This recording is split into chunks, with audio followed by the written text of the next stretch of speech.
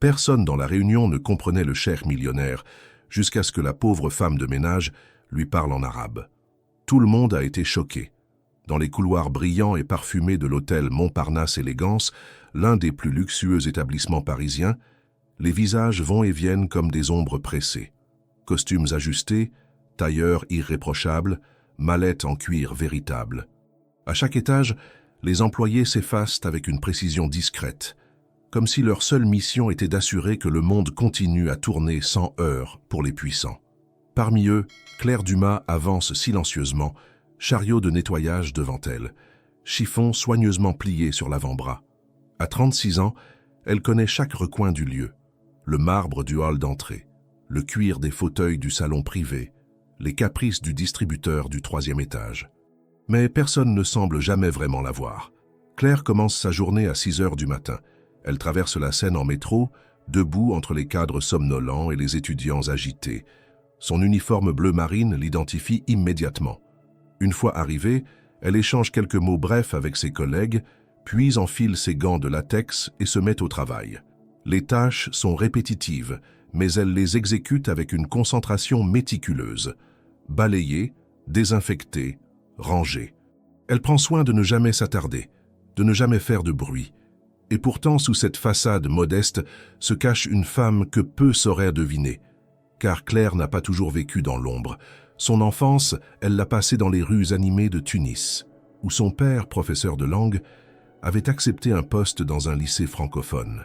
Là-bas, elle courait entre les marchés, les mosquées et les plages, son cahier de vocabulaire arabe serré contre elle. Son père lui disait toujours que les langues étaient dans des clés. Une langue, ma chérie, c'est une porte que tu ouvres dans le cœur de quelqu'un. Elle parlait l'arabe comme une native à l'âge de 13 ans. Mais cette vie s'est arrêtée brutalement quand un accident de voiture a emporté son père. Revenue en France avec sa mère, elle avait tout enterré. Les souvenirs, la langue et cette partie d'elle-même qui souriait sans peur. Aujourd'hui, elle nettoie des bureaux où se décident les alliances internationales. Elle vide les poubelles de ceux qui manipulent des chiffres à 8 zéros. Elle entend des bribes de conversation en anglais, en allemand, en italien. Mais personne ne lui demande jamais ce qu'elle comprend. Et Claire s'en accommode. Mieux vaut être invisible que mal jugé. Mieux vaut effacer son accent que devoir l'expliquer. En ce mardi matin, quelque chose dans l'atmosphère de l'hôtel est différent. Les couloirs sont surveillés par des hommes en costume sombre, oreillettes discrètes vissées dans l'oreille. Les réceptionnistes chuchotent, les cadres semblent plus tendus qu'à l'accoutumée.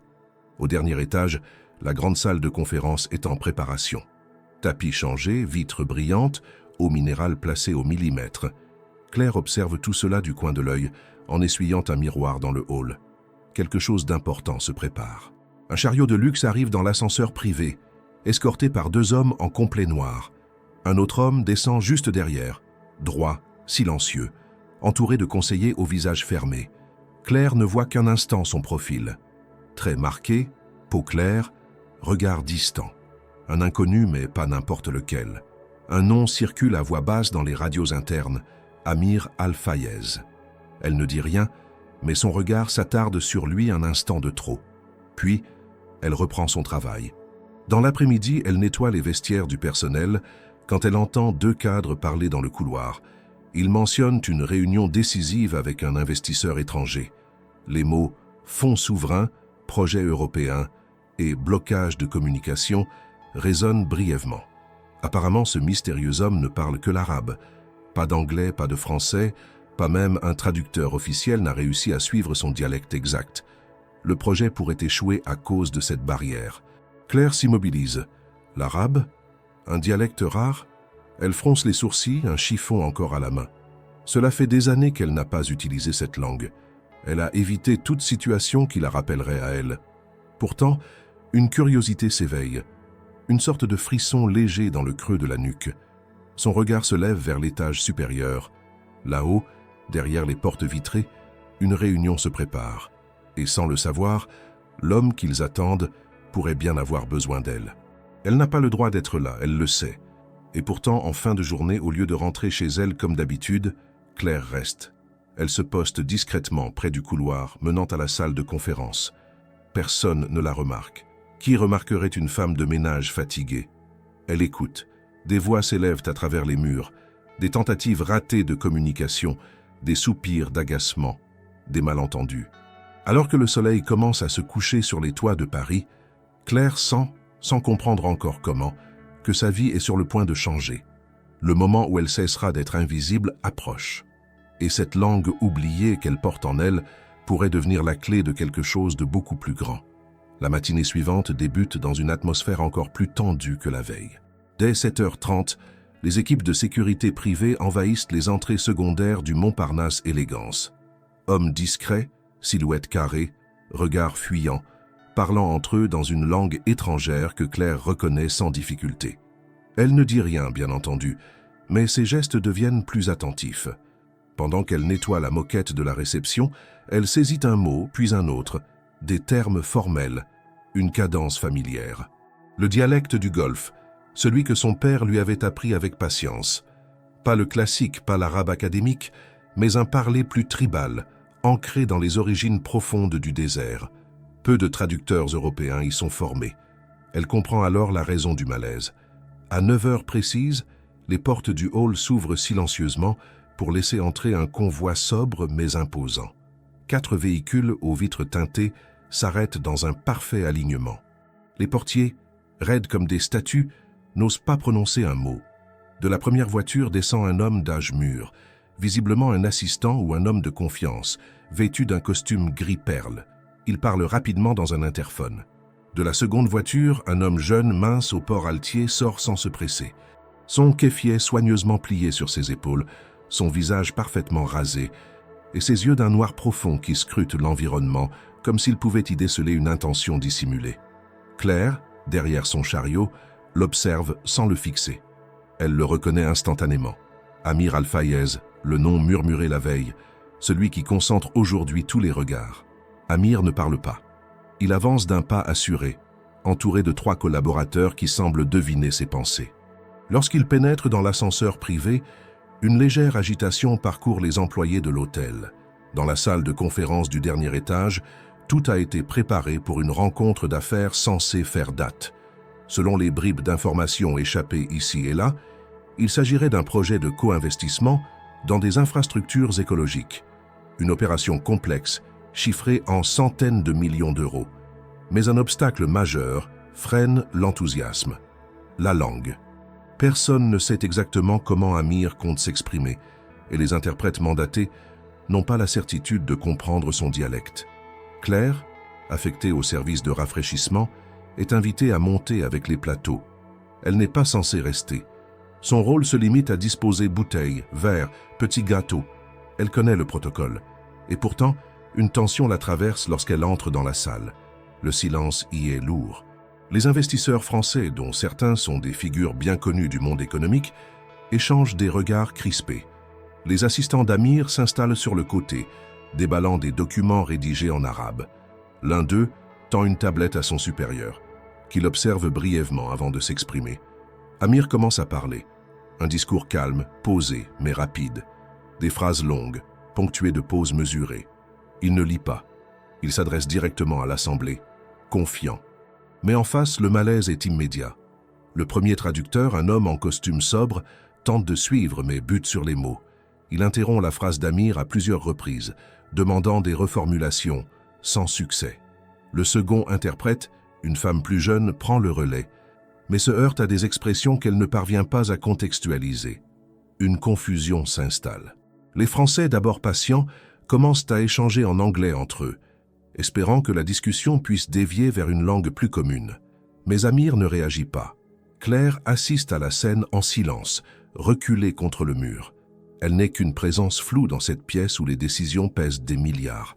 Pourtant, ce qu'elle entend ne lui semble pas étranger. Elle comprend chaque mot. Elle reconnaît les inflexions, les images poétiques typiques du dialecte bédouin. Amir parle de partenariat, d'éthique, d'engagement environnemental. Il évoque les oasis, les cycles de l'eau, la responsabilité partagée entre les peuples. Il n'y a rien de mystérieux dans ces paroles. Ce qui manque ici, ce n'est pas un traducteur. C'est une oreille formée à autre chose que les langues de l'élite. À la fin de la première tentative de négociation, un silence glacial règne. Amir repose sa tablette sur la table, visiblement contrarié par l'incompréhension générale. Les Français se murmurent des excuses maladroites. L'un d'eux, nerveux, propose de reporter la réunion. Un autre suggère d'envoyer les documents pour traduction ultérieure. Mais Amir se lève, muré dans un calme tendu, et s'éloigne vers la baie vitrée. Dehors, Paris s'étend, indifférente au blocage qui vient de se produire. Claire, toujours immobile, sent son cœur battre plus vite. Elle comprend ce qui est en jeu. Et pour la première fois depuis des années, elle sent que son silence pourrait être une trahison. Non pas une trahison envers son employeur, ni même envers elle-même, mais envers cette voix oubliée qui sommeille en elle. Celle de son père, celle de l'adolescente curieuse qui écrivait des proverbes arabes dans un carnet usé. Alors que les investisseurs quittent la table pour discuter à part et que les assistants d'Amir tentent de calmer la tension, Claire range discrètement les tasses et bouteilles. Elle jette un regard vers l'homme qui observe la ville, seul. Un détail la frappe. Il murmure quelque chose en regardant les toits. Un vers de poésie. Elle le connaît. C'est une citation d'Abou al-Qasim al-Chabi, le poète tunisien. Elle l'a apprise par cœur autrefois, dans la chaleur d'un soir d'été, la voix de son père dans l'air. Et là, quelque chose change. Son regard s'ancre dans cette phrase. Un frisson la parcourt. Elle comprend qu'un pont peut être jeté, qu'un mot juste peut inverser le cours d'un jour entier. Et alors, sans qu'elle puisse encore l'expliquer, Claire sent que quelque chose va bientôt éclater. Pas une crise, pas une dispute, mais une ouverture. Une fêlure dans cette journée crispée, par laquelle elle pourrait entrer sans fracas. Il suffira d'un mot, d'un seul. Encore faut-il oser le prononcer. Avant Paris, avant l'hôtel Montparnasse Élégance, avant les allées et venues silencieuses dans les couloirs parfumés d'ambition, il y avait le soleil de Tunis. Claire s'en souvient parfois malgré elle. La lumière chaude qui filtrait à travers les persiennes, l'odeur du cumin et du jasmin dans les ruelles, le murmure des femmes qui échangèrent des confidences dans un dialecte qu'elle avait appris à aimer. C'était une autre vie, une vie pleine de promesses, d'insouciance, de découvertes. Elle avait 13 ans quand son père, Louis Dumas, avait décidé de quitter Lyon pour accepter un poste à l'Institut français de Tunis. Un professeur de langue passionné, rigoureux, mais tendre avec sa fille unique. Il croyait que les mots pouvaient tout changer. Pour lui, chaque idiome était une clé, chaque accent, une chanson. Ils habitaient un appartement modeste, au-dessus d'un café fréquenté par des étudiants. Claire s'y sentait libre. Elle passait ses journées à observer, à écouter, à répéter. Le boulanger du coin lui apprenait des expressions du quotidien. La vieille voisine de l'étage supérieur lui racontait des contes en arabe dialectal. Et son père, chaque soir, lui faisait réciter des poèmes, des vers classiques, des proverbes anciens. Elle parlait mieux que certains natifs. Avec une précision rare pour une adolescente, cette langue n'était pas seulement un outil, elle était devenue une seconde peau. Mais cette époque heureuse avait pris fin brutalement. Un soir, en rentrant d'un dîner chez des collègues, Louis avait perdu le contrôle de leur vieille Peugeot sur une route mouillée. Claire avait survécu, lui non. Elle n'avait que 15 ans. Sa mère, restée en France, était venue la chercher quelques jours plus tard. Le retour fut un arrachement. Claire ne parlait plus, ou si peu. Elle refusa de dire un mot d'arabe. Ce passé-là, elle décida de le verrouiller.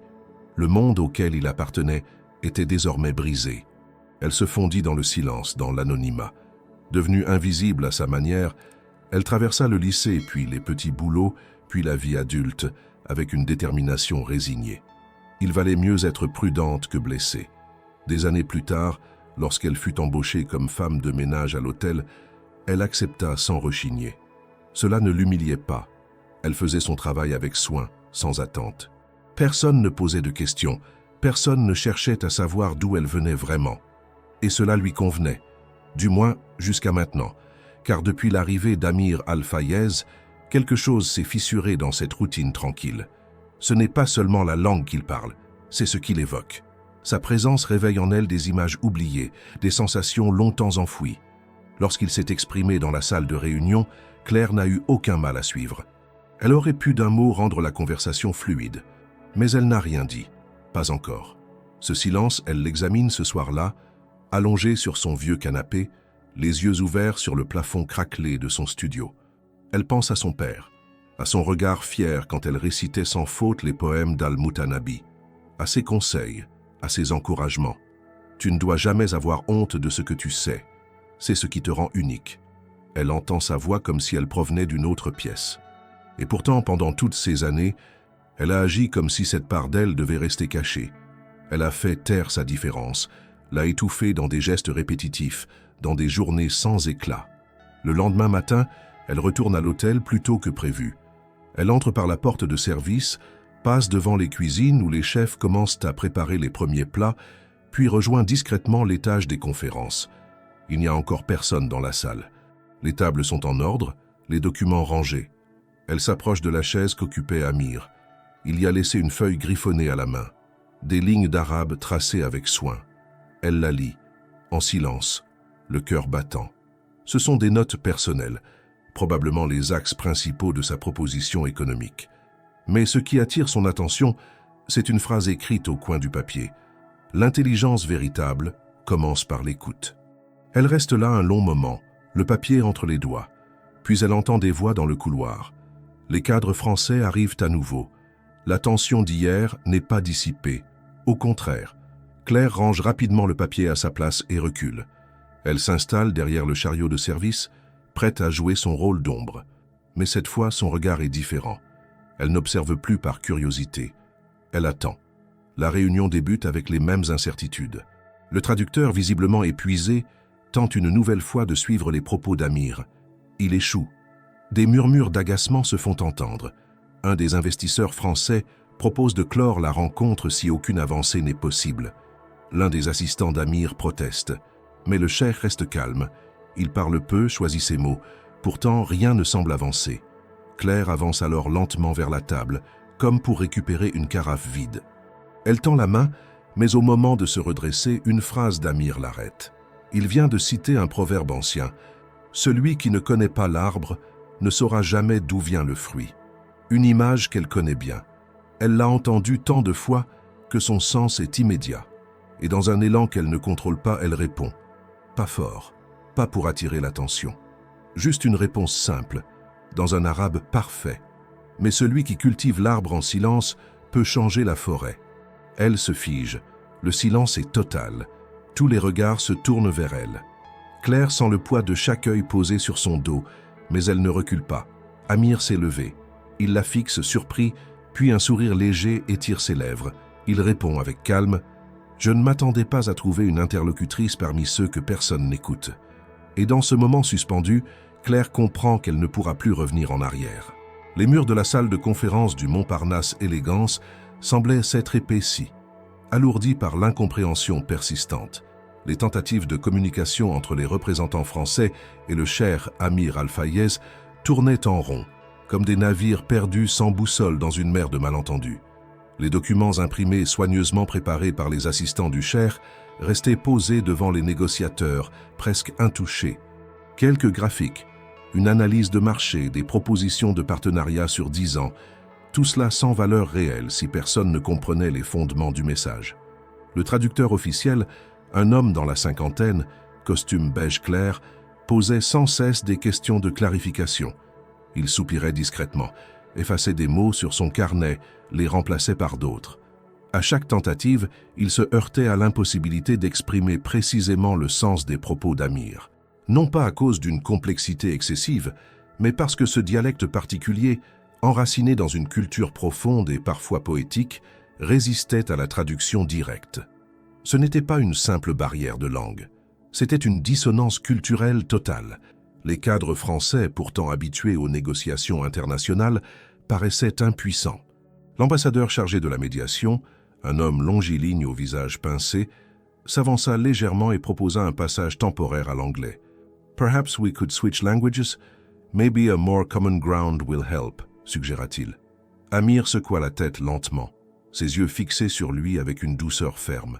Il prononça quelques mots en arabe, que personne ne comprit, si ce n'est Claire, qui les reçut comme une onde de choc.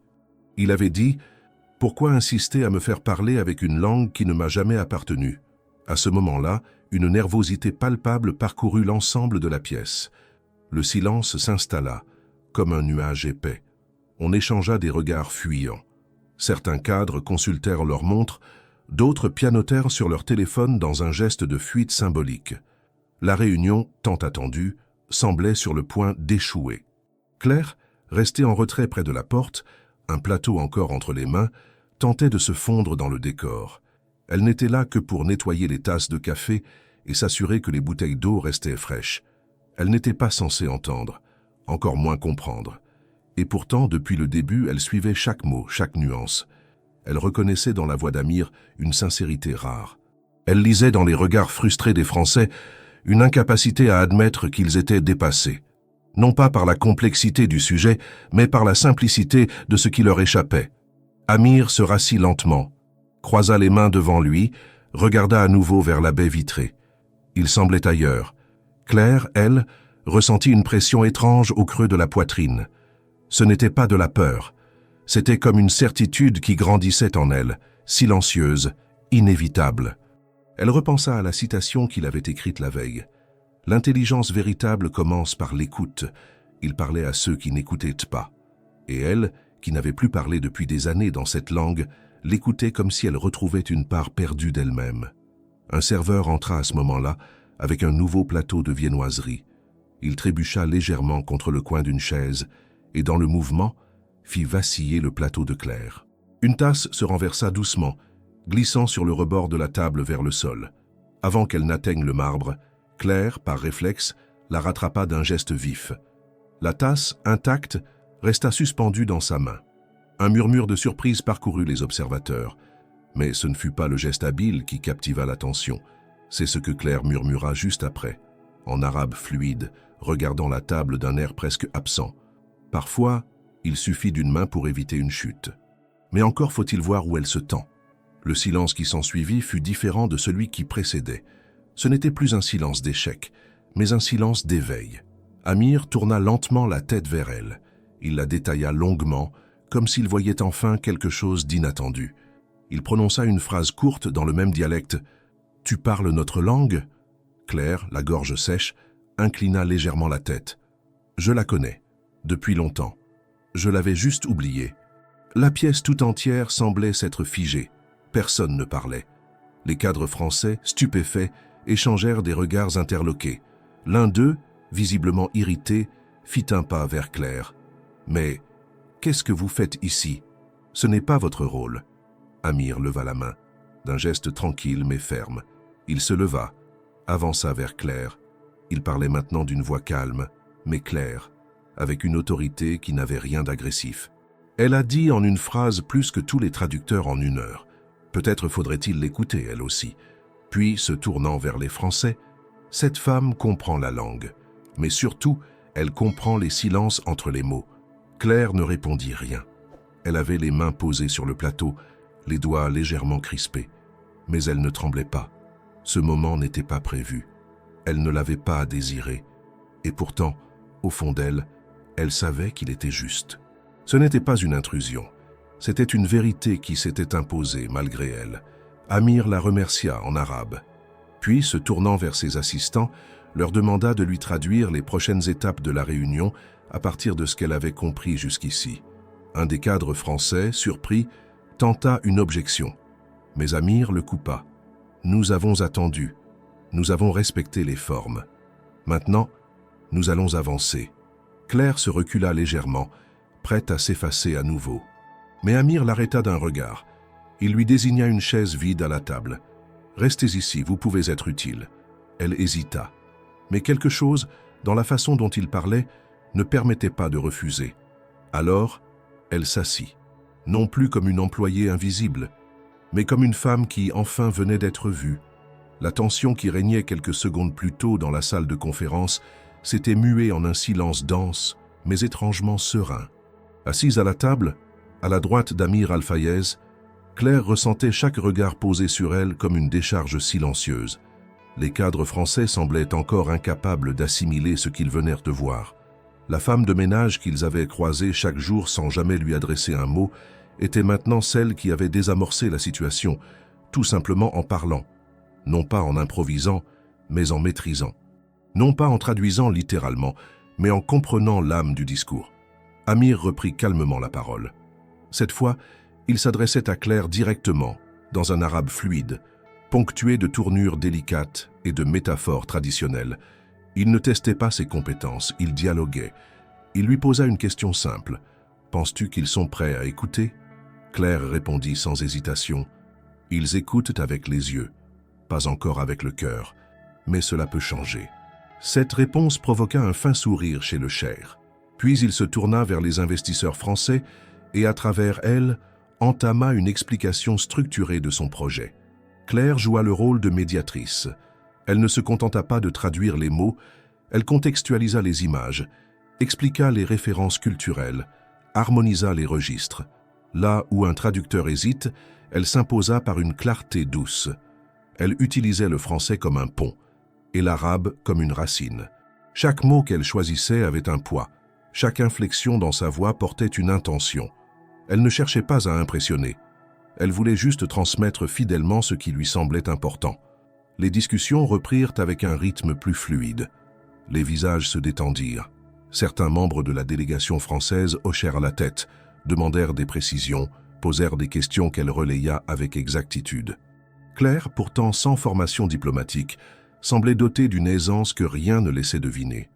L'autorité d'Amir se renforçait à travers elle et sa propre légitimité prenait forme sans qu'elle ait eu besoin de la réclamer.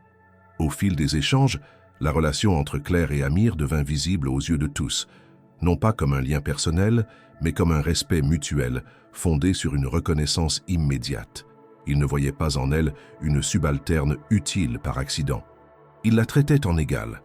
À un moment donné, après avoir expliqué une proposition d'investissement autour de projets éducatifs, Amir posa sa main sur la table, se tourna légèrement vers Claire et lui demanda avec douceur « Et toi, que penses-tu de cette idée ?» La salle retint son souffle. Claire ne détourna pas le regard. Elle savait que cette question n'était pas anodine. Elle répondit non comme une interprète, mais comme une femme qui avait vu les deux mondes de l'intérieur. Je pense qu'un projet éducatif ne devrait pas seulement transmettre le savoir, mais la fierté de savoir. S'ils peuvent apprendre à se connaître, ils apprendront aussi à s'estimer. Cette réponse provoqua un silence admiratif. Même les plus sceptiques baissèrent la tête, pensifs. Amir acquiesça lentement, puis adressa à Claire un regard qui, cette fois, portait autre chose que de la gratitude. Il y avait dans ses yeux une chaleur plus personnelle, un éclat discret mais persistant, comme une lumière allumée dans un coin resté sombre trop longtemps. Lorsque la réunion prit fin, les participants commencèrent à ranger leurs documents. L'atmosphère avait changé. Ce n'était plus une salle figée par la méfiance, mais un espace où une possibilité s'était ouverte. Claire se leva, prit son plateau par réflexe, mais Amir se leva également et la devança. Il lui dit doucement « Ne reprends pas ce rôle que tu n'as plus à jouer. Tu n'es pas ici pour porter des objets. Tu es ici pour porter des idées. » Elle baissa les yeux un instant, troublée. Ce n'étaient pas tant les mots qui la touchaient, mais le ton. Il ne la flattait pas. Il constatait. Il reconnaissait en elle quelque chose qu'elle avait trop longtemps nié. Une voix, une présence, un esprit. Les cadres français vinrent la remercier tour à tour, certains maladroitement, d'autres avec une sincérité visible. L'un d'eux, un homme plus âgé à la cravate mal nouée, lui serra la main longuement et lui dit « Je vous dois mes excuses. Je vous ai vu pendant des années sans jamais vous regarder. » Elle répondit calmement « Ce n'est pas grave. Vous regardiez ailleurs.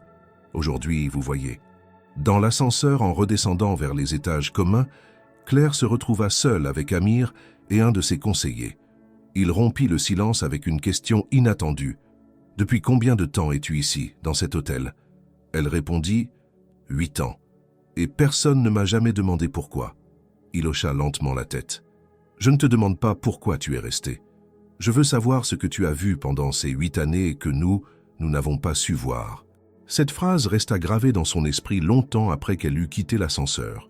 Elle retourna dans les vestiaires du personnel, rangea son tablier, s'assit sur le banc de bois usé et resta là, les mains sur les genoux. Elle n'était plus exactement la même. Quelque chose s'était mis en marche, une reconnaissance peut-être, ou simplement une possibilité nouvelle. Mais ce qu'elle ne savait pas encore, c'est que le regard d'Amir sur elle ne s'était pas arrêté à sa maîtrise de la langue. Il y avait vu autre chose, une humanité rare, une force tranquille, et peut-être même une solitude ressemblant étrangement à la sienne. Ce lien imperceptible à ceux qui se contentaient de compter les profits, allait bientôt prendre une direction qu'aucun des deux n'aurait pu anticiper. La journée suivant la réunion historique fut marquée par un contraste troublant.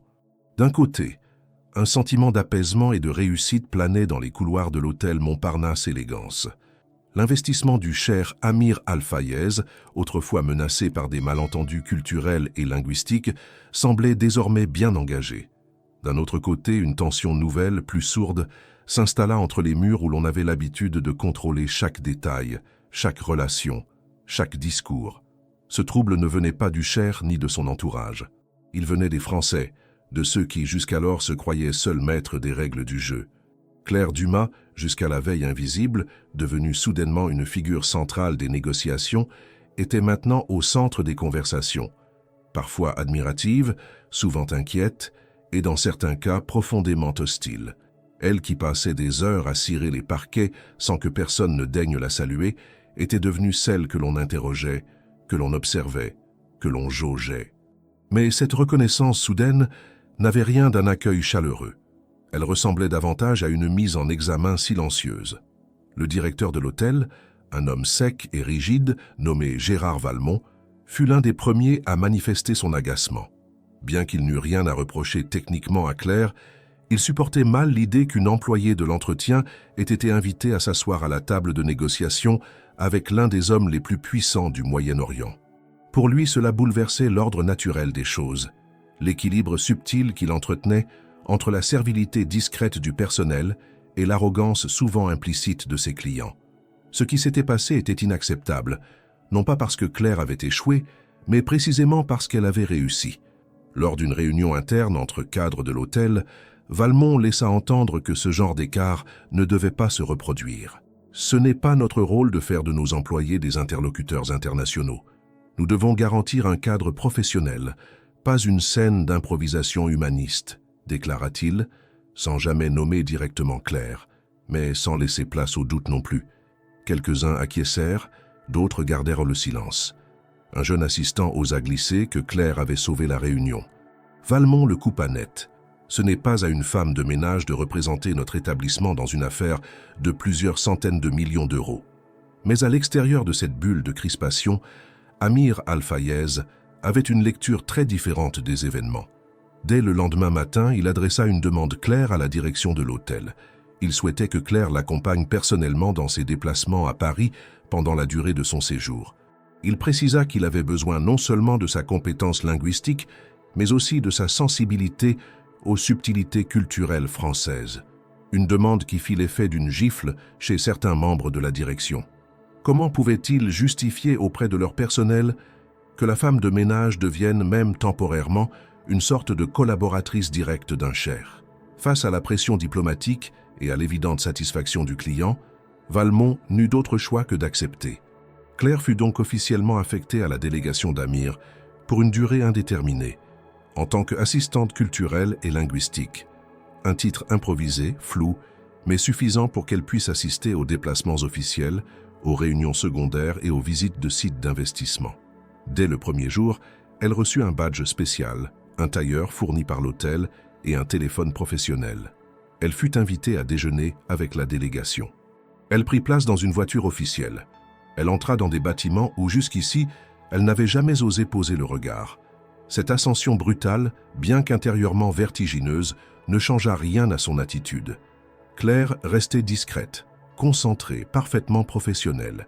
Mais cette constance ne suffisait pas à désamorcer les jalousies.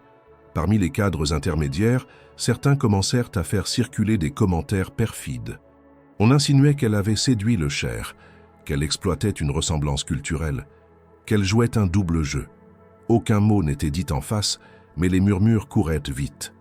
Amir, lui, restait impassible à ces dynamiques internes. Il observait sans intervenir. Il se contentait de continuer à s'appuyer sur Claire, chaque jour un peu plus. Lors d'un dîner dans un restaurant étoilé, entouré de partenaires potentiels, il demanda à Claire de présenter le projet d'éducation environnementale tel qu'elle le comprenait. Elle le fit avec clarté, appuyant sur la réciprocité entre les pays, sur l'importance de créer des ponts culturels avant même de bâtir des infrastructures. Son discours impressionna les invités. L'un d'eux déclara même que c'était la première fois qu'il comprenait l'ampleur humaine du projet. Plus tard, alors que les invités s'étaient dispersés, Amir resta assis en face d'elle, dans un coin plus calme du restaurant. Le serveur apporta 2 thés à la menthe. Il la remercia, puis, après un instant de silence, posa une question inattendue. « Pourquoi ne l'as-tu jamais dit? Que tu comprenais notre langue, que tu avais vécu là-bas. » Claire prit une longue inspiration. « Parce que j'ai appris à me faire petite, à ne pas déranger, à survivre sans attirer l'attention. C'est plus facile de disparaître que de se battre pour exister. » Amir hocha lentement la tête. Son regard était sérieux, presque mélancolique. Ce monde ne fait pas de place à ceux qui attendent qu'on les découvre. Parfois, il faut parler même quand personne ne nous a posé de questions. Elle détourna les yeux, troublée. Ce qu'il disait la touchait profondément. Non pas comme un reproche, mais comme une main tendue vers une partie d'elle qu'elle avait enterrée depuis longtemps. Au moment de quitter le restaurant, Amir s'arrêta sur le trottoir, face à la Seine illuminée. Il regarda l'eau couler un instant, puis dit sans se tourner vers elle, « Tu sais, ce n'est pas ta connaissance de la langue qui m'a frappé, c'est ta manière d'écouter, et ça, aucun traducteur ne sait le faire. » Claire resta silencieuse, les yeux fixés sur les réverbères qui se reflétaient dans le fleuve. Pour la première fois depuis longtemps, elle sentit que ces silences n'étaient plus des retraites, mais des espaces pleins de sens, et que peut-être, dans ce monde de puissants, il y avait une place pour elle, non pas en marge, mais au centre. La nouvelle avait circulé dans les couloirs comme une traînée de poudre. Claire Dumas, femme de ménage jusqu'à récemment ignorée, était désormais l'interprète officielle du cheikh Amir Al-Fayez. Le titre, bien que temporaire, lui ouvrait des portes insoupçonnées à l'intérieur de l'hôtel Montparnasse Élégance. Elle avait reçu un badge à son nom avec un accès spécial, une carte magnétique permettant d'entrer dans les salons privés, les étages de direction, les ascenseurs réservés aux invités de prestige. Ce n'était plus la Claire qu'on croisait le matin avec un seau et une serpillière. C'était désormais la Claire qu'on saluait avec une hésitation embarrassée, dont on attendait les mots pour comprendre ceux d'un homme dont la fortune faisait trembler les bourses européennes. Le changement fut radical, mais en apparence seulement. Car intérieurement, Claire ne s'était pas transformée. Elle conservait la même humilité, le même souci du détail, la même réserve qui l'avait protégée pendant des années. Ce qui avait changé, c'était la manière dont les autres la voyaient. Chaque regard posé sur elle semblait désormais peser le double. Chaque mot prononcé en sa présence était filtré, surveillé, analysé, comme si elle pouvait à tout moment le rapporter au cheikh. Mais elle ne parlait jamais plus qu'il ne fallait. Elle continuait à écouter, à apprendre, à observer. Et dans ce nouveau rôle, elle brillait sans le vouloir.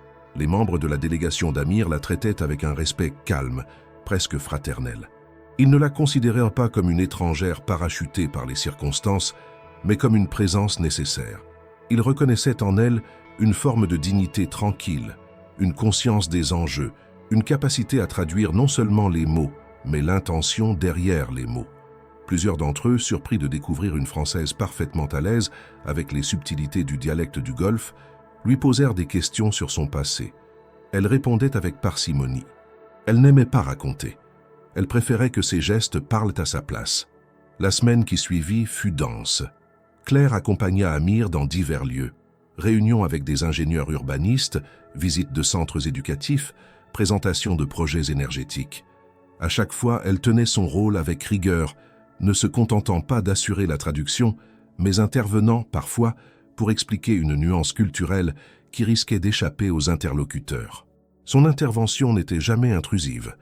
Elle savait quand se taire, quand intervenir, quand reformuler sans trahir. Cette capacité subtile à tisser du lien, à rendre fluide ce qui était d'abord rugueux, impressionna même les diplomates de la mairie de Paris, pourtant habitués à toutes les formes de médiation. Ce fut lors d'un dîner à l'ambassade du pays d'Amir que le ton changea légèrement. La réception, organisée en l'honneur de la future signature du projet d'investissement, réunissait plusieurs personnalités du monde des affaires, de la culture et de la politique.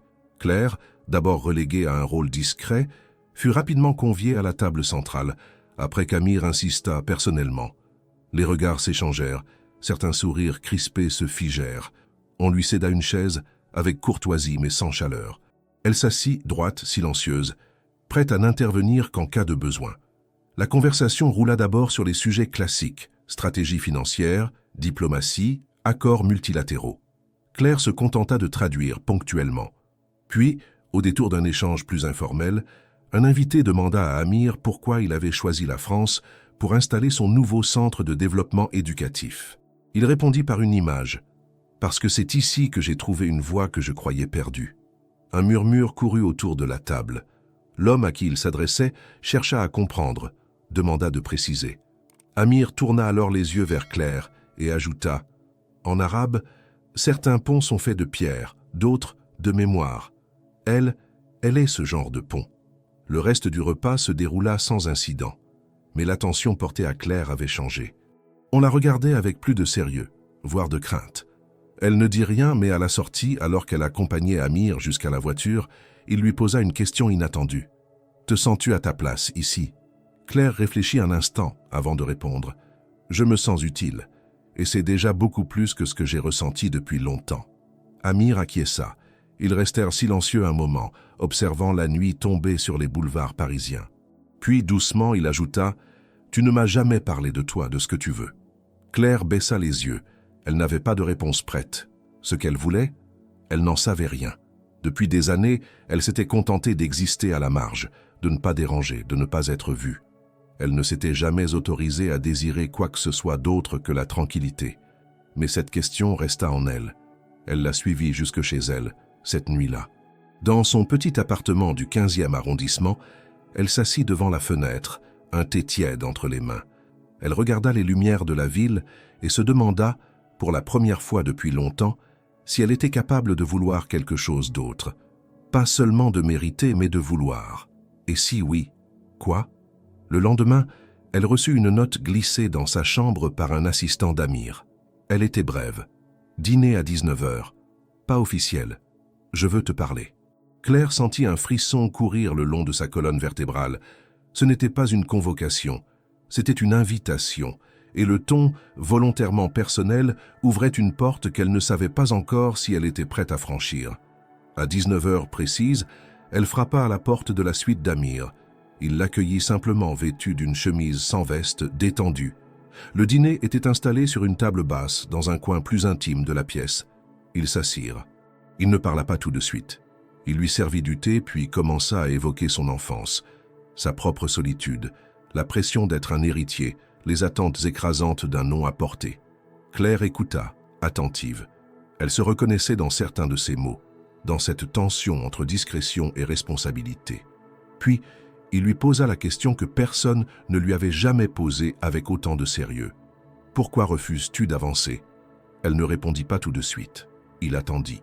Et enfin, elle dit « Parce que j'ai peur que si j'avance, je doive laisser derrière moi ce que je suis. » Il fronça légèrement les sourcils, puis répondit doucement « Mais ce que tu es, c'est justement ce qui te pousse en avant. » Ces mots résonnèrent en elle bien après qu'elle eut quitté la suite. Sur le chemin du retour, elle comprit que cette soirée avait déplacé quelque chose de profond. Une question s'était imposée à elle. Allait-elle continuer à se contenter de ce rôle temporaire ou allait-elle accepter que sa vie, désormais, pouvait prendre une autre forme? Une réponse, encore confuse, commença à émerger dans le silence de la nuit parisienne.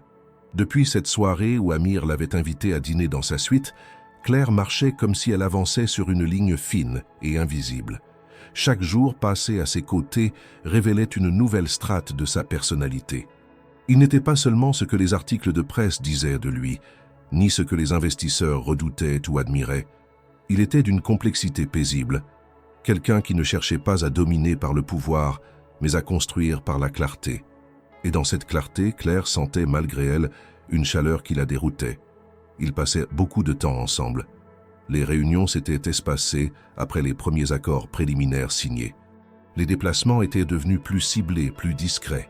Claire l'accompagnait désormais sans protocole excessif, souvent en petits comités, dans des bibliothèques spécialisées, des universités partenaires, ou même dans des lieux plus simples, comme un jardin partagé en banlieue, où devait naître une branche du projet éducatif.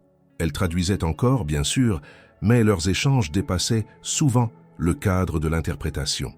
Parfois, Amir lui demandait son avis, non pour flatter son ego, mais parce qu'il cherchait un regard qu'il jugeait fiable. Parfois, il ne demandait rien, se contentait de marcher à côté d'elle en silence, et ce silence-là avait plus de poids qu'un discours. Mais si Claire était désormais visible aux yeux de tous, elle, de son côté, s'efforçait de rester invisible à ses propres émotions. Elle sentait un trouble grandissant. Elle ne voulait pas le nommer. Elle ne voulait pas même l'analyser. Elle se contentait de redoubler de professionnalisme, d'exactitude, d'objectivité. Elle surveillait chacun de ses mots, de ses gestes, comme si une déviation pouvait tout compromettre, car elle savait que ce qu'elle ressentait n'était pas prudent. Et Claire n'avait jamais été imprudente. Un matin, alors qu'il visitait un ancien couvent réaménagé en centre culturel, Amir s'attarda dans la salle d'archives. Il feuilletait un manuscrit rare sur l'échange éducatif entre la Méditerranée et l'Europe. Claire l'attendait dans le couloir, près d'un vitrail. Quand il sortit enfin, il la regarda longuement avant de dire « Tu sembles fatiguée ». Elle répondit « Je suis juste concentré ». Il acquiesça, puis ajouta comme s'il s'adressait autant à elle qu'à lui-même « Tu portes trop, et tu crois que le silence allège le poids, mais parfois, le silence le double ». Elle ne répondit pas. Elle aurait pu lui dire tant de choses, à ce moment-là, lui expliquer que ce n'était pas la fatigue du corps mais celle de l'âme, qu'elle avait l'habitude de ne pas se laisser approcher parce que chaque fois qu'elle l'avait fait, quelque chose en elle s'était brisé. Mais elle ne dit rien. Elle se contenta d'acquiescer, et cela sembla lui suffire. Le soir venu, de retour dans sa chambre, elle repensa à tout ce qu'elle n'avait pas dit, à tout ce qu'elle avait laissé enfoui. Elle prit un carnet qu'elle n'avait pas ouvert depuis des années, celui où elle écrivait des phrases en arabe à l'adolescence. Elle le feuilleta lentement. Des vers de poésie, des proverbes tunisiens, des pensées griffonnées à la hâte. Elle s'arrêta sur une phrase soulignée en rouge « Celui qui se cache pour ne pas être blessé finit par s'oublier lui-même ». Elle referma le carnet et sentit ses yeux picoter. Le lendemain, alors qu'elle rejoignait Amir dans le salon privé pour une réunion prévue avec un éditeur, elle le trouva seul.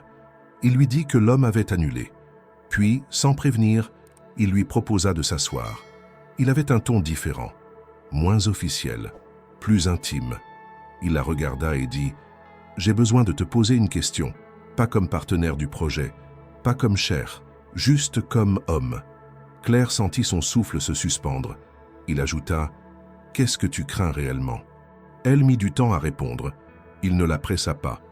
Elle finit par dire d'une voix calme mais ferme « D'être déplacée, pas à cause de mes compétences, mais à cause de mon histoire. » Il la fixa sans détourner les yeux. Elle continua « Je viens de nulle part. J'ai grandi entre deux mondes. J'ai passé ma vie à m'adapter pour ne pas déranger.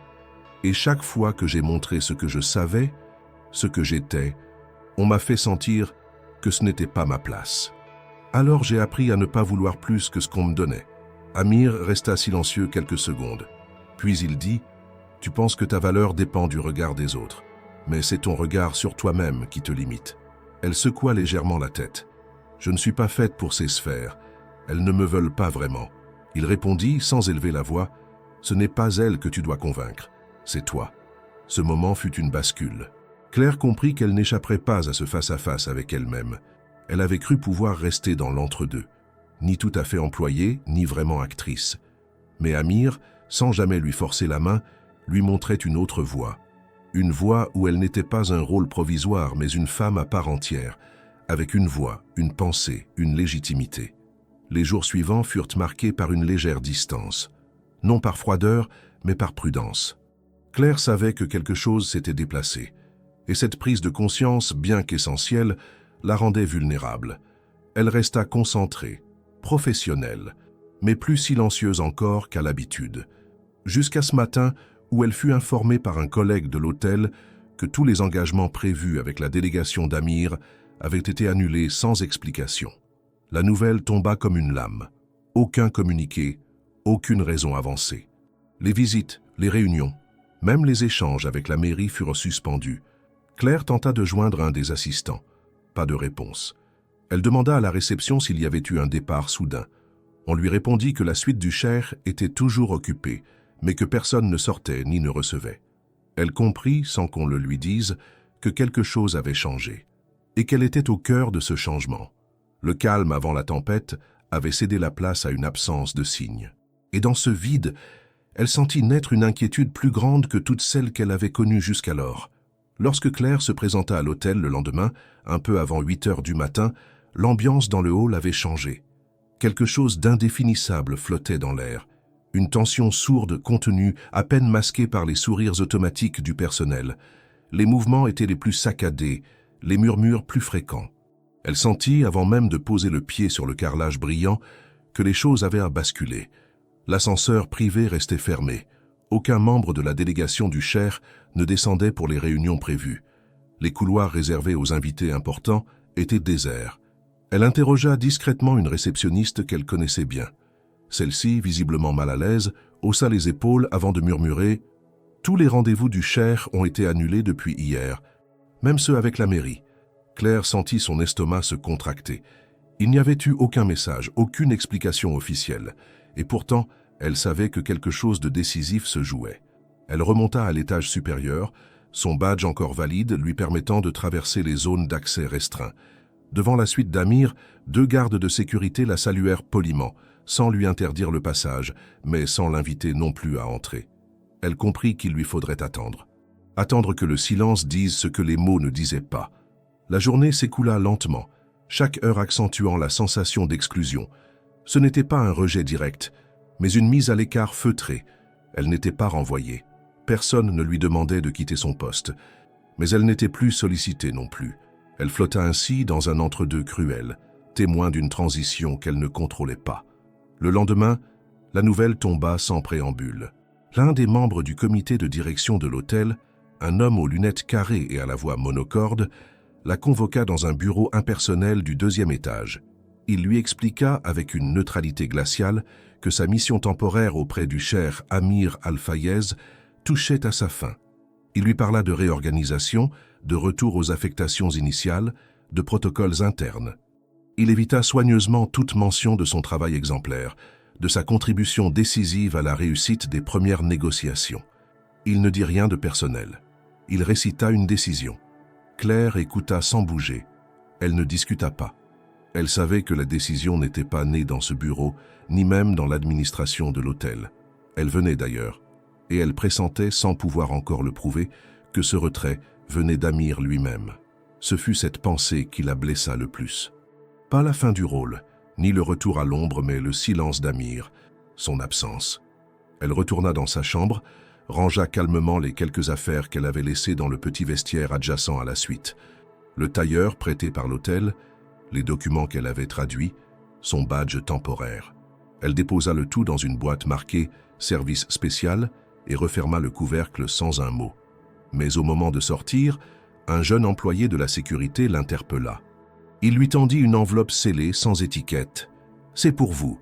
Le Cher a demandé que vous la receviez personnellement. » Claire prit l'enveloppe sans répondre.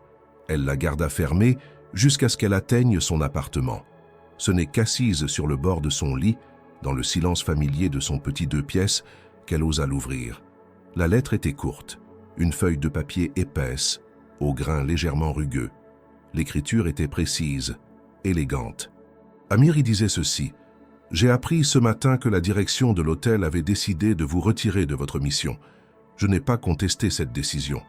Non parce qu'elle me paraît juste, mais parce qu'elle révèle une vérité à laquelle nous ne pouvons échapper.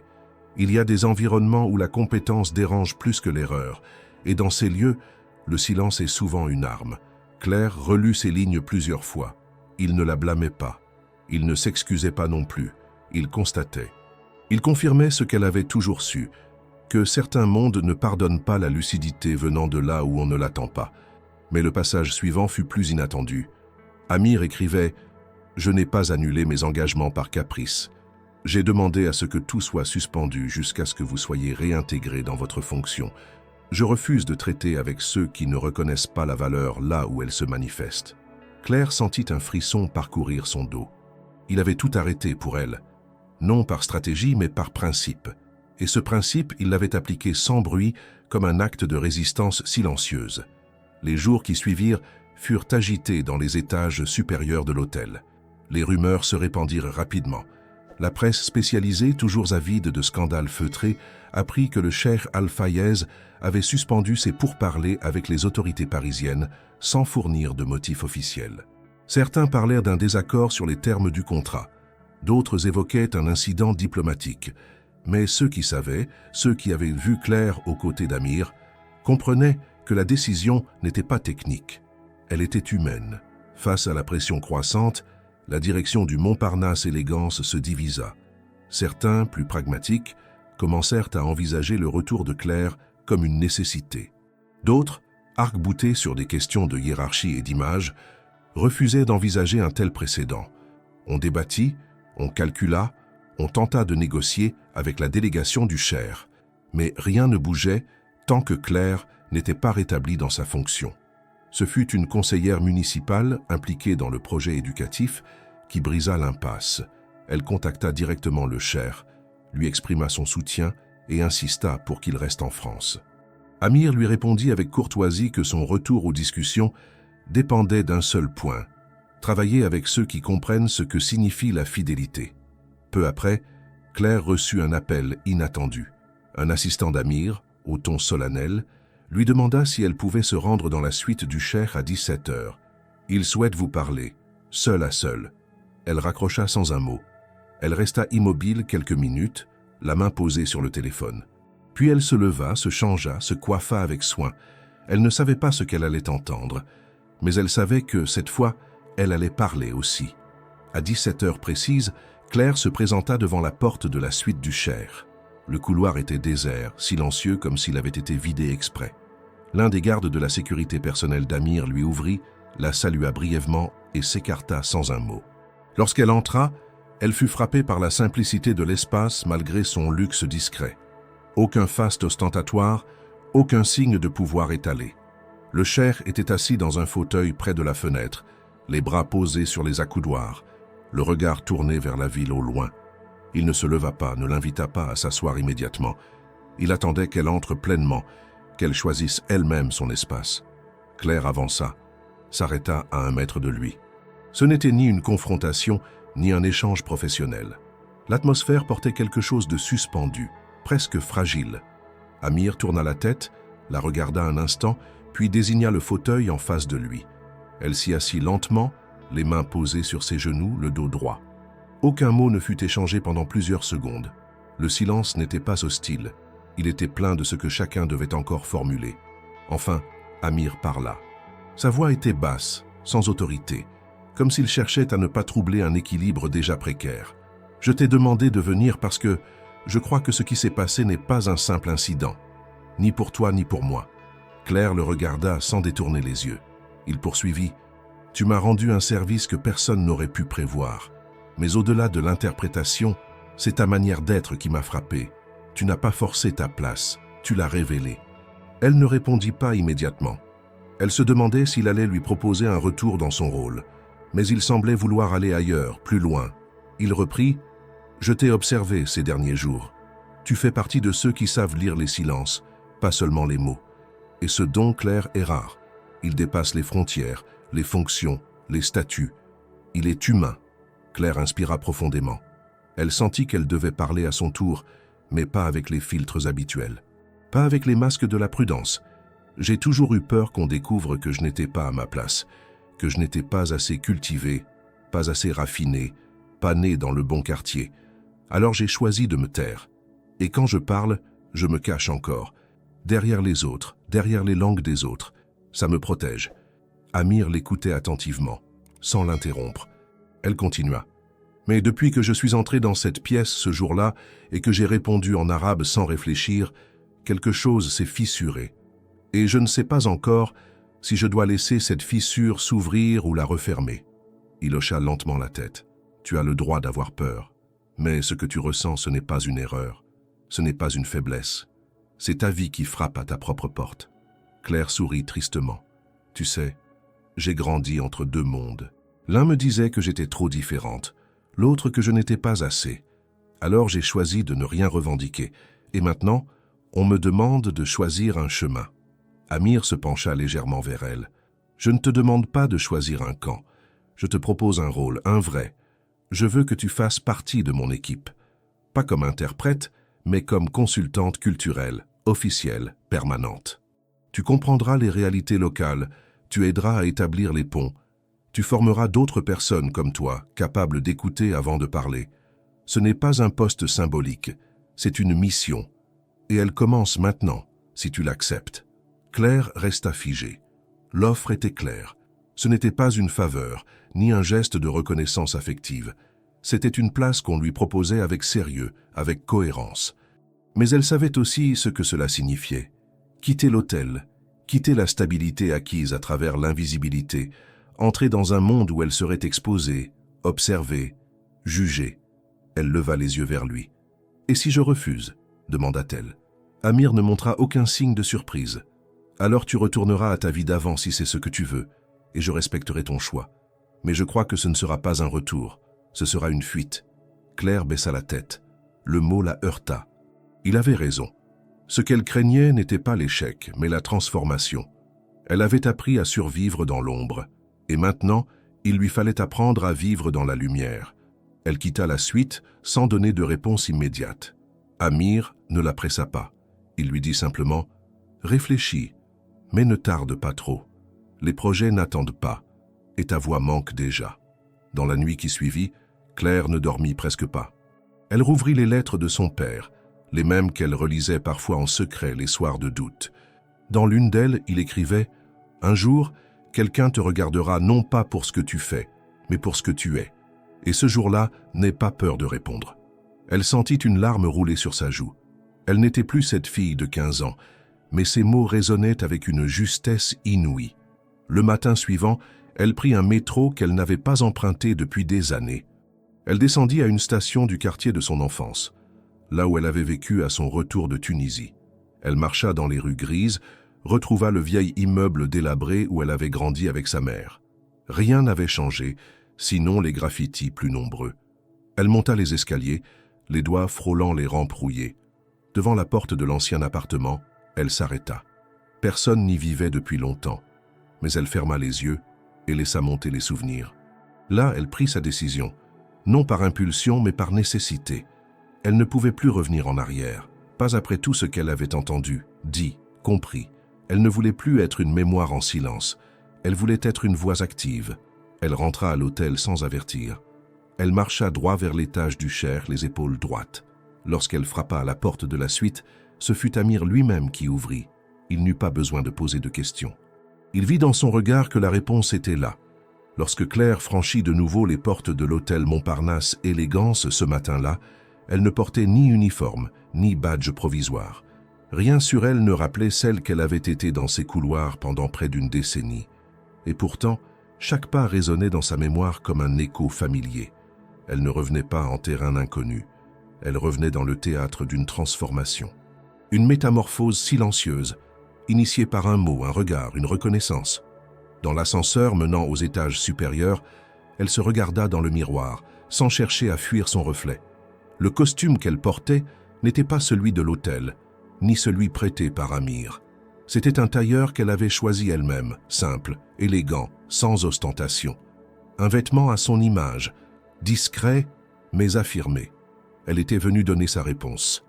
Non pas comme une employée convoquée, mais comme une femme qui avait enfin décidé d'accepter sa propre légitimité. La porte de la suite s'ouvrit avant qu'elle ne frappe. L'un des assistants d'Amir la salua, puis s'effaça pour la laisser entrer. Le Cher était seul, debout près de la fenêtre. Il se tourna dès qu'elle entra, la détailla rapidement, sans commentaire. Elle s'approcha, s'arrêta à 1 mètre de lui, exactement comme lors de leur dernière conversation. Il ne parla pas. Il attendit. Elle prit une inspiration profonde. « J'accepte », dit-elle sans détour, « mais je veux que ce soit clair. Je ne suis pas là pour jouer un rôle que je ne comprends pas. Je veux être utile, je veux apprendre. Et je veux que ce que je suis, tout ce que j'ai été, ne soit pas une faiblesse mais une force. » Amir hocha la tête lentement. Il répondit d'un ton calme, « C'est précisément pour cela que je t'ai proposé. Parce que tu ne cherches pas à devenir autre chose. Tu cherches à être pleinement toi. » Il lui tendit alors un document, un contrat de collaboration, libellé au nom de la Fondation Al-Fayez pour l'éducation interculturelle. Le poste de consultante culturelle y était défini avec clarté. Participation à l'élaboration des programmes éducatifs, médiation linguistique, formation des intervenants et accompagnement stratégique dans les projets européens. Claire lut chaque ligne avec soin. Elle signa sans trembler. Puis elle leva les yeux vers Amir. « Mais avant de commencer, il y a une chose que je dois faire. » Il la regarda avec attention. « Je dois revenir là où tout a commencé, pour me souvenir, pour remercier. » Le jour même, elle se rendit dans le 15e arrondissement, dans ce même immeuble où elle avait retrouvé les lettres de son père. Cette fois, elle ne s'arrêta pas devant la porte. Elle monta jusqu'à la terrasse, un petit espace gris d'où l'on apercevait les toits de Paris. Là, elle sortit les lettres. Elle les relut une dernière fois, puis les rangea dans une boîte qu'elle scella soigneusement. Elle la déposa dans un coin de la terrasse, à l'abri. Ce n'était pas un adieu, c'était un acte de mémoire, un geste de continuité. Le lendemain, Claire retourna à l'hôtel pour la réunion finale prévue avec les investisseurs. Cette fois, elle ne se tenait pas dans un recoin ni derrière un chariot. Elle entra par la grande porte de la salle de conférence, escortée par un membre de l'équipe d'Amir. Elle prit place à la table principale, à la droite du cheikh. Les regards se tournèrent vers elle, certains surpris, d'autres inquiets. Mais aucun ne put nier sa présence. L'ambassadeur français fut le premier à briser le silence. « Mademoiselle Dumas, nous ne vous attendions pas à cette place. » Claire sourit sans arrogance. « Je ne l'attendais pas non plus, monsieur, mais je suis ici parce qu'on m'y a appelé, et je suis prête à contribuer. » Amir prit alors la parole, en arabe. Claire traduisit, comme elle l'avait toujours fait, avec justesse et sensibilité. Mais ce jour-là, elle fit plus que traduire. Elle clarifia, elle développa, elle structura les idées pour les rendre accessibles à tous. Elle n'imposait rien. Elle ouvrait des portes. Le projet, présenté avec une précision nouvelle, trouva un écho inattendu parmi les investisseurs. Certains, d'abord sceptiques, commencèrent à proposer des ajustements. Un dialogue réel s'installa. La réunion dura plus de 3 heures. À la fin, les accords furent signés, non dans la précipitation, mais avec un sentiment d'équilibre retrouvé. Le président du comité européen félicita Claire publiquement pour sa médiation. « Vous avez su faire le lien entre deux mondes, avec une finesse rare. C'est un honneur de vous compter parmi les artisans de ce projet. » Elle remercia avec sobriété. Puis, dans le silence de la salle qui se vidait lentement, Amir s'approcha d'elle. Il lui tendit une feuille pliée. À l'intérieur, une simple phrase écrite de sa main. « Ce n'est pas ta place que tu as trouvée, c'est ta voix. » Claire sortit du bâtiment quelques heures plus tard, le cœur apaisé. Elle longea les jardins, se perdit un instant dans le mouvement des passants. Elle ne cherchait plus à disparaître. Elle ne se sentait plus étrangère au monde qui l'entourait. Elle avait fait un choix, le plus difficile. Et il l'avait menée là où, sans le savoir, elle voulait être depuis toujours. L'aube de ce jour semblait différente. Claire, désormais consultante culturelle au sein de l'équipe du cheikh Amir Al-Fayez, se leva avec un calme qu'elle n'avait pas connu depuis des années.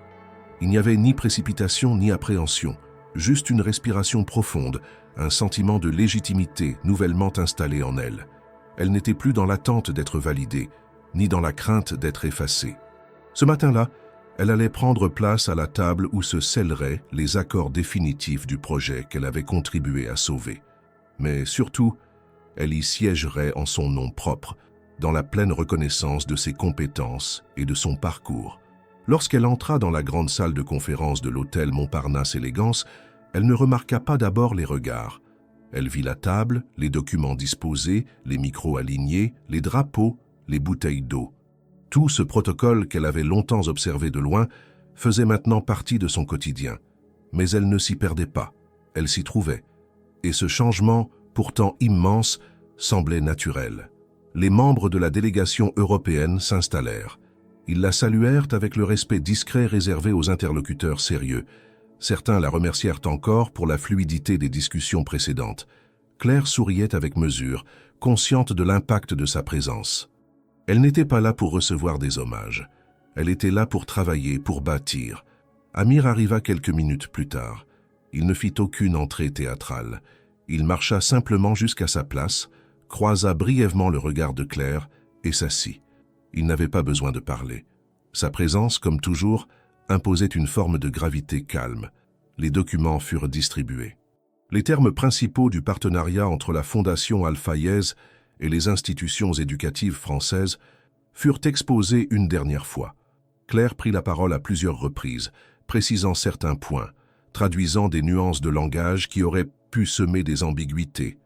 Tout se déroulait sans accroc, et pourtant, à mesure que les discussions avançaient, Claire ressentait quelque chose de plus profond. Ce n'était pas seulement un contrat qui se concluait. C'était un chapitre entier de sa vie qui se refermait. Elle repensa à son premier jour dans cet hôtel, des années plus tôt. À l'époque, elle faisait attention à ne pas déranger le rythme des autres. Elle nettoyait les vitres sans faire de bruit, changeait les sacs poubelles sans croiser de regard. Aujourd'hui, elle orientait les décisions, éclairait les intentions, façonnait l'avenir d'un projet international.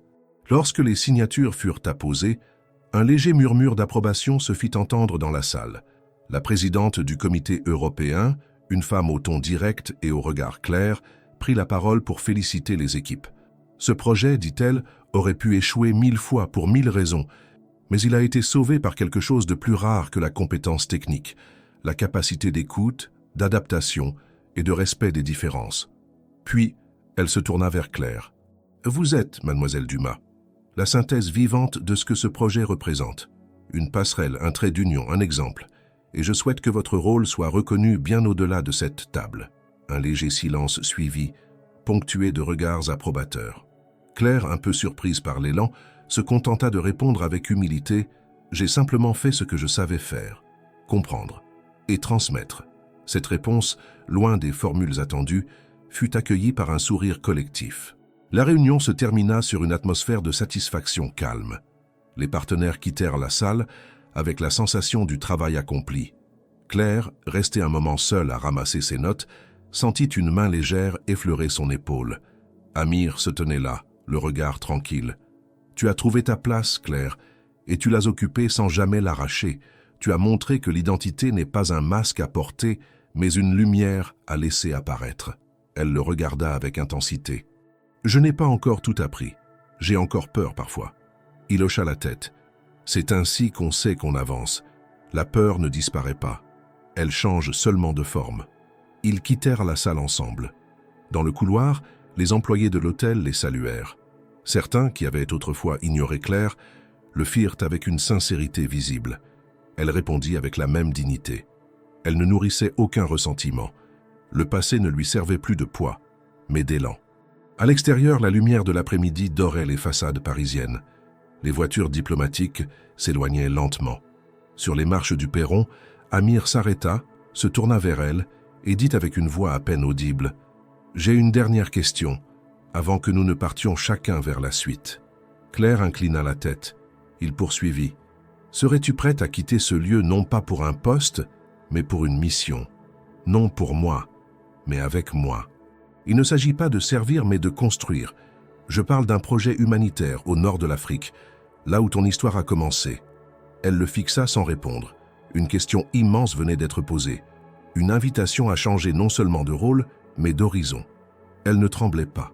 Elle écoutait simplement. Et dans son silence, il y avait déjà une réponse en formation. Le soir même de la signature, Claire ne rentra pas immédiatement chez elle. Elle marcha longuement dans les rues de Paris, comme pour graver dans sa mémoire les contours d'une vie qu'elle s'apprêtait à quitter. La ville semblait paisible, presque indifférente à la révolution silencieuse qui avait bouleversé son existence. Elle déambula sans but précis, traversant des quartiers qu'elle connaissait par cœur et d'autres qu'elle n'avait fait qu'effleurer au fil des années. Chaque coin de rue semblait désormais chargé d'un autre sens, d'un écho ancien. Non pas celui d'une fuite, mais d'un appel. Le lendemain matin, elle se présenta à la suite d'Amir, comme il le lui avait demandé. Il l'attendait dans le salon, seul, un dossier ouvert sur la table. Il ne dit rien tout de suite. Il la regarda longuement, comme pour confirmer ce qu'il soupçonnait déjà. Claire s'assit face à lui. Le silence était plein, riche, nécessaire. Ce fut elle qui parla la première. J'y ai réfléchi. Ce n'est pas une décision facile. Ce n'est pas seulement changer de pays ou de mission, c'est accepter de réécrire ma vie avec d'autres mots, dans une autre langue. Ce n'est pas rien. Amir acquiesça. Il n'avait jamais cherché à la convaincre. Il proposait. Il offrait impossible. Il attendait simplement qu'elle soit prête à s'en saisir. « Mais j'ai compris quelque chose », poursuivit-elle. « J'ai passé une grande partie de ma vie à me rendre invisible pour ne pas déranger. Et c'est dans ce silence que j'ai découvert des choses précieuses. Mais ce silence n'est plus un abri. Il est devenu une limite, et je ne veux plus vivre dans cette limite. Elle marqua une pause. « Alors oui, j'accepte. Je veux partir. Non pas pour fuir cette ville ni pour te suivre, mais pour aller vers ce qui m'appelle depuis toujours, vers cette terre que j'ai laissée derrière moi, sans jamais vraiment lui dire au revoir. » Le sourire d'Amir fut sobre, mais profond. Il tendit vers elle un billet d'avion, un passeport de mission temporaire et une brochure présentant les premiers contours du projet humanitaire. Il s'agissait de créer un centre éducatif au nord de la Tunisie, dans une zone semi-rurale, en partenariat avec des ONG locales et des institutions culturelles. Le but était d'offrir un lieu d'apprentissage, mais aussi de transmission interculturelle, un espace où la langue, la mémoire et la dignité individuelle se rencontreraient. Les jours qui suivirent furent un tourbillon de préparatifs. Claire régla les derniers détails administratifs, mit fin à son bail modeste dans le 15e arrondissement, vendit quelques meubles, confia les autres à des amis.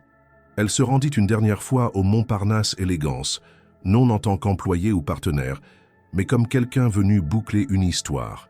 Elle salua les rares collègues qui l'avaient soutenue, offrit des mots simples à ceux qui ne l'avaient jamais regardée. Elle ne portait plus de rancune, elle portait une décision. Le jour du départ, l'aéroport brillait sous un ciel pâle. Claire traversa les contrôles avec calme, sans se retourner. Elle voyageait seule, Amir ayant pris un vol séparé quelques heures plus tôt. Elle ne savait pas exactement ce qui l'attendait de l'autre côté, mais elle savait pourquoi elle y allait. Non pour chercher une nouvelle identité, mais pour permettre à celle qu'elle avait toujours portée en elle de s'exprimer enfin. L'avion atterrit à Tunis en fin de journée. L'air chaud et sec la frappa dès l'ouverture de la passerelle. Il y avait là quelque chose de familier, presque oublié, comme une berceuse qu'on croyait ne plus savoir chanter. Elle descendit les marches lentement, inspira profondément. C'était un retour, mais aussi un commencement. Amir l'attendait sur le tarmac, accompagné de 2 membres de la fondation. Il lui tendit une écharpe légère, dans les tons ocre. « Bienvenue, Claire », dit-il simplement. Elle sourit. « Je crois que je suis enfin là où je devais être. » Les semaines suivantes furent intenses. Elle visita les villages concernés par le projet, rencontra les enseignants locaux, les maires, les anciens. Elle écouta beaucoup, nota chaque détail, chaque nuance linguistique, chaque particularité culturelle. Elle se déplaçait avec une aisance nouvelle, comme si elle redécouvrait un langage intérieur longtemps mis en veille. Peu à peu, elle prit sa place dans l'équipe. Non pas en haut ni en retrait, mais au cœur.